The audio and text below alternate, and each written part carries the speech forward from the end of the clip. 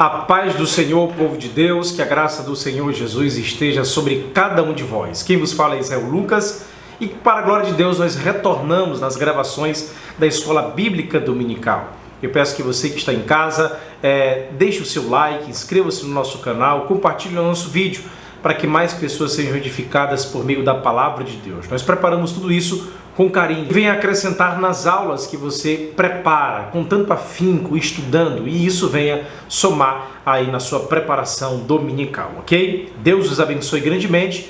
Vamos voltar com tudo, gravando aí semanalmente as lições da Escola Bíblica Dominical e pretendemos organizar para gravarmos com antecedência. Na terça-feira seria o melhor dia, tá bom? Mas são muitas agendas, atividades. A igreja ela é bem dinâmica naquilo que ela faz, então isso para a honra e glória do Senhor tem tomado a nossa disposição e amamos fazer tudo isso. Mas estaremos aqui com você na Escola Bíblica Dominical preparando essas aulas com todo carinho para que venha somar na sua preparação, ok? Temos aqui a lição bíblica de adultos do professor, primeiro trimestre de 2022. O tema da lição é Aviva a tua obra. Olha que coisa maravilhosa, né? E o subtema, o chamado das Escrituras ao quebrantamento e ao poder de Deus. Temos aqui o sumário, os irmãos que assistiram o vídeo anterior no nosso canal, nós falamos aqui lição por lição e iniciamos a lição de número 1, 1º de janeiro, um janeiro aí que ocorre apenas de 7 em 7 anos, um janeiro atípico, né? O primeiro dia caiu no domingo e a Escola Bíblica Dominical ela foi grandemente afetada de uma certa forma, porque muitos irmãos estão aí vindo do churrasco, comendo muito arroz com passas, tendo seus momentos de confraternização, né? Muitos fizeram um trabalho antes, outros depois, na quarta-feira, mas o importante é estar atualizado, não perca aí os dias da Escola Bíblica Dominical, que acontece 8 horas da manhã, para a honra e glória do Senhor, onde aprendemos muito da palavra de Deus. É a única escola em que passa ano, entra ano e nós nunca formamos, mas o caráter de Deus é formado em nós. Louvado seja Deus, ok? E hoje nós entraremos na lição de número 2, 8 de janeiro de 2023. Nós aprendemos até aqui, de acordo com as verdades práticas, que humilhar-se diante de Deus, buscar a face do Senhor em oração e converter-se de seus maus caminhos são atitudes que precedem o avivamento espiritual. E na aula de hoje, de acordo com a verdade prática, nós aprenderemos que a Bíblia revela que Deus responde ao seu povo com muitos avivamentos como respostas às orações e às súplicas. Olha como é interessante. Então, de acordo com alguns estudiosos, né, o primeiro avivamento que ocorreu na Bíblia Sagrada é desse que iremos falar hoje, é o avivamento lá que observamos depois da fatídica história, tragédia familiar na família de Jacó, Gênesis capítulo 34 até o capítulo 35. Então hoje nós meditaremos nesses 2 capítulos desse texto, que na nossa ótica, de acordo com muitos estudiosos, trata-se do primeiro avivamento espiritual na Bíblia Sagrada, ok? O pastor Elinaldo Renovato, de uma forma magistral, ele trouxe aqui histórias do Antigo Testamento, o avivamento no tempo de Moisés, o avivamento no tempo de Samuel, o avivamento no tempo de Josias. Na segunda lição ele já trata do chamado de Neemias, uma história específica muito interessante, o avivamento pelo ensino. E terceiro, ele aplica e fala, a palavra de Deus corrige e cuidado com o formalize, e por sua vez conclui-se a lição, né? O título da lição, lição de número 2, o avivamento no Antigo Testamento. Então, nós traremos a primeira história na Bíblia Sagrada que trata basicamente do primeiro avivamento espiritual. Ok? Então, antecede ali o período de Moisés, onde nós traremos o avivamento ocorrido na família de Jacó. Ok? Então, vamos lá. Eu quero ler com vocês Gênesis, capítulo de número 34, verso de número 1. Diz assim a palavra do Senhor, as Sagradas Escrituras, Gênesis, capítulo 34. Né? História de Diná, que é filha de Leia. E com isso nós aprenderemos aí várias lições importantes para a nossa vida espiritual. Diz assim a palavra do Senhor: E saiu Diná, filha de Leia, que esta dera a Jacó a ver as filhas da terra. E Siquém, filho de Amor, Eveu, príncipe daquela terra, viu-a e tomou-a, e adeitou-se com ela e a humilhou-a. E apegou a sua alma com Diná, filha de Jacó, e amou a moça, e falou afetuosamente a moça. Falou também Siquém a Amor, seu pai, dizendo: toma-me esta por mulher. Quando Jacó ouviu isso, que fora contaminada Diná, sua filha, estavam seus filhos no campo com o gado e seus filhos, e Jacó calou-se até que viesse. E saiu Amor, pai de Siquém, a Jacó para falar com ele.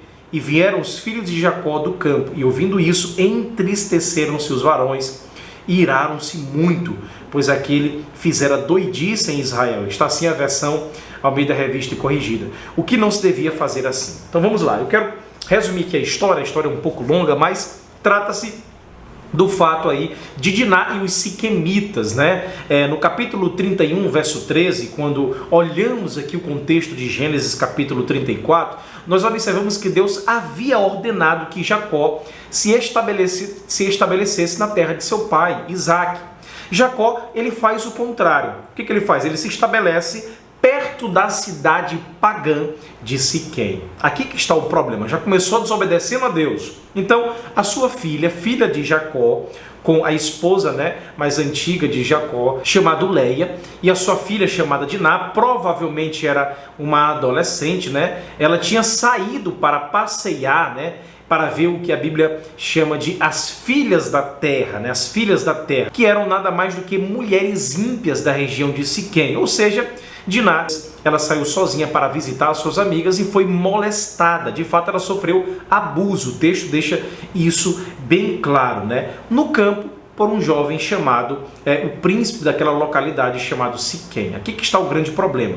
Depois de ter abusado de Diná, provavelmente uma adolescente, ele tentou persuadi-la, falando palavras carinhosas no ouvido dela. E o pior, que ele acabou conseguindo esse intento aí artimanioso e com isso tomou a moça e levou ela para a sua casa. Esse é o contexto que nós estamos aí para chegar à aplicação, Quando Jacó chegou, ficou sabendo da circunstância do ocorrido, ele não disse mais nada, até que os filhos dele voltassem para a tenda, para casa, e com isso explicasse o que havia ocorrido com a irmã deles, com a sua filha, Então, quando eles chegaram, essa tragédia de fato abalou toda a família, levando-os à tristeza e uma profunda irritação e uma raiva sem precedentes.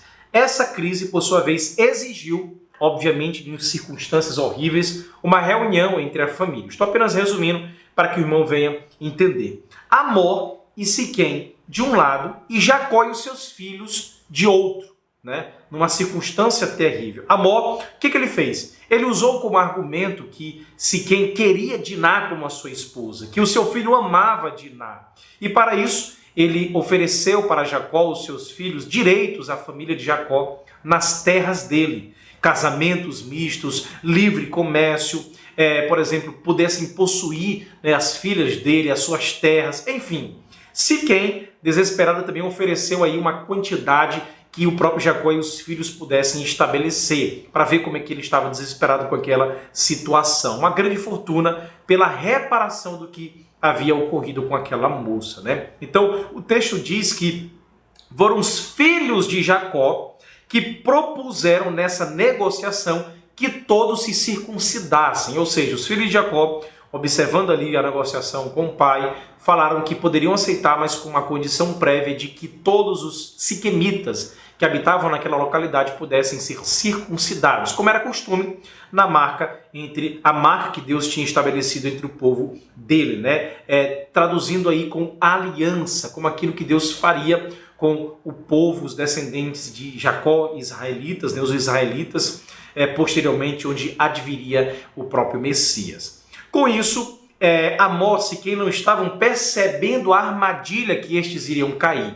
E a sagacidade dos filhos de Jacó, observando que aquela marca tinha a ver com algo específico de Deus, onde ele tinha implantado como aliança, assim como propuseram nos capítulos iniciais de Gênesis, tinha a ver com algo sagrado, com uma marca de um Deus benevolente, de um Deus poderoso, como a parte de um contrato fazendo aí aspectos vívidos e práticos para o dia a dia de um hebreu, de um filho de Israel, de um filho do próprio Deus vivo, aquela família escolhida por ele ao longo da história da humanidade, onde viria o Messias prometido. Então, aquilo não era para formatar uma armadilha, não era para destruir um outro povo, mas os filhos de Israel, eles de fato estavam desta forma. Os filhos de Jacó, ainda não tinha trocado o nome, o Senhor não tinha colocado um novo nome. Os filhos de Jacó estavam de fato deturpando o real sentido daquela aliança e daquela marca. Então,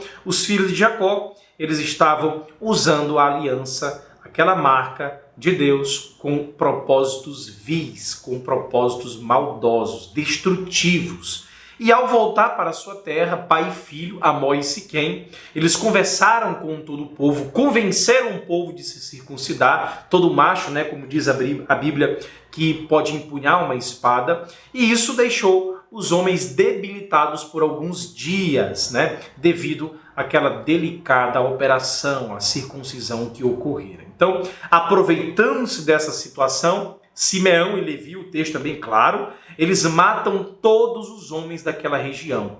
Eles pegam suas espadas, exterminam todo o povo daquela região, os guerreiros, inclusive Amós e Siquém, eles matam de fato, aproveitando-se da dor. A Bíblia fala que foi no terceiro dia, e com isso arrasam aquela terra, destroem tudo e acabam com tudo que estava ali. E os demais irmãos pegam o rebanho, pegam os tesouros, pegam as mulheres que sobraram, enfim, eles arrasam e destroem todas as coisas, E isso, de fato, traz uma profunda tristeza para Jacó. Observe que o texto deixa isso claro. Eles pioraram a situação. Aquilo que começou com a desobediência de Jacó, Deus tinha mandado ele para uma terra específica, ele vai para outro lugar. Aí, com isso, eles desobedecem ao próprio Deus, ficam ali perto dos siquemitas, a menina é abusada, a tragédia já havia ocorrido, aquela reunião era para amenizar, eles usam a marca com um propósito destrutivo. Quando o povo estava debilitado, eles destroem todo mundo, matam todo mundo, e a tragédia ela é aumentada, ela é piorada, e com isso ela se torna mais destrutiva. E isso angustiou muito o coração de Jacó. Consequentemente, os filhos também voltam arrependidos com tudo o que fizeram, arrasando aquela terra.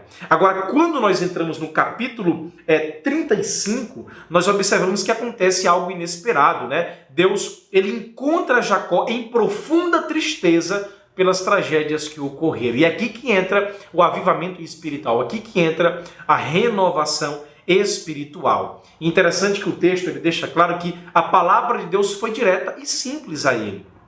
Suba até Betel e me construa um altar e me adore. O próprio Senhor Deus falando para Jacó e a sua família. Então, esse lugar aqui de Betel era marcante porque foi o lugar do primeiro encontro de Jacó com Deus. Olha como é interessante. Mas além disso, Deus, além de falar especificamente com Jacó, ele dá ordens específicas à família de Jacó e Jacó, usado por Deus, diz a toda a sua família. Observe aí o verso 35 de Gênesis, capítulo 35, verso 2 até o verso 7. Diz assim a palavra do Senhor. Verso 1. Depois disse Deus a Jacó, levanta-te, sobe a Betel e habita ali. Faz ali um altar ao Deus que te apareceu quando fugiste diante da face de Esaú, teu irmão. Verso 2. Então disse Jacó à sua família e a todos que estavam com ele, tirai os deuses estranhos que há no meio de vós, e purificai-vos, e mudai as vossas vestes. E levantemo-nos e subamos a Betel, e ali farei um altar a Deus, que me respondeu. Olha, a resposta de oração. A verdade prática nos ensina isso. Deus, ele renova, ele nos aviva quando clamamos, quando oramos, quando suplicamos. Por isso que consideramos esse texto aqui como o primeiro avivamento espiritual, porque Deus responde a Jacó. Ele clamou a Deus e Deus falou, construa um altar e me adore. Então, Deus de fato respondeu no dia da minha angústia e que foi comigo no caminho que tinha andado. Verso 3, verso 4. Então deram a Jacó todos os deuses estranhos que tinham em suas mãos e as arrecadas que estavam em suas orelhas. E Jacó os escondeu debaixo do carvalho que está junto a Siquém. E partiram, e o terror de Deus foi sobre as cidades que estavam ao redor, porque de fato Jacó estava com medo, né, do que os povos ao redor ali de Siquém, também onde Jacó estava habitando, né, onde ele desobedecendo a Deus, eles achariam daquela situação e eles poderiam ser exterminados da terra. Jacó externa isso aqui de acordo com o registro de Moisés no livro de Gênesis, né, o medo dele de ser destruído pelo povo vizinho. Aí Deus, o terror de Deus foi sobre as cidades que estavam ao redor deles, protegendo o povo, e não seguiram após os filhos de Jacó. Assim chegou Jacó à luz, que está na terra de Canaã, esta é Betel, e ele e todo o povo que com ele havia. Aí verso 7, e edificou ali um altar, e chamou aquele lugar de Betel, porquanto Deus ali se lhe tinha manifestado quando fugia diante da face do seu irmão. Olha que maravilha, né? Então, temos aqui algumas aplicações, né? Depois dos acontecimentos terríveis do capítulo 34, como foi resumido aqui para vocês, Deus, ele ordenou que a família de Jacó seguisse para Betel para se relacionar de forma mais estreita com eles em total obediência à sua palavra. Então nós observamos aqui no verso 1, no verso 2, que eles deviam remover do lar tudo aquilo que era ofensivo a Deus. Segundo, no verso 2, que eles se comprometessem a viver uma vida de total santidade. Ainda aqui no verso 7 nós percebemos que eles deviam renovar os seus votos a Deus com devoção, com adoração. No verso 9, eles deviam entrar em total comunhão com Deus. No verso 10 ao verso 15, ali depois do verso 7, que nós ainda não lemos, que eles vivessem uma vida segundo a palavra de Deus. Sexto, no verso 14, nós podemos perceber que eles sacrificassem, oferecessem sacrifícios espirituais a Deus. Então, resumo de tudo isso.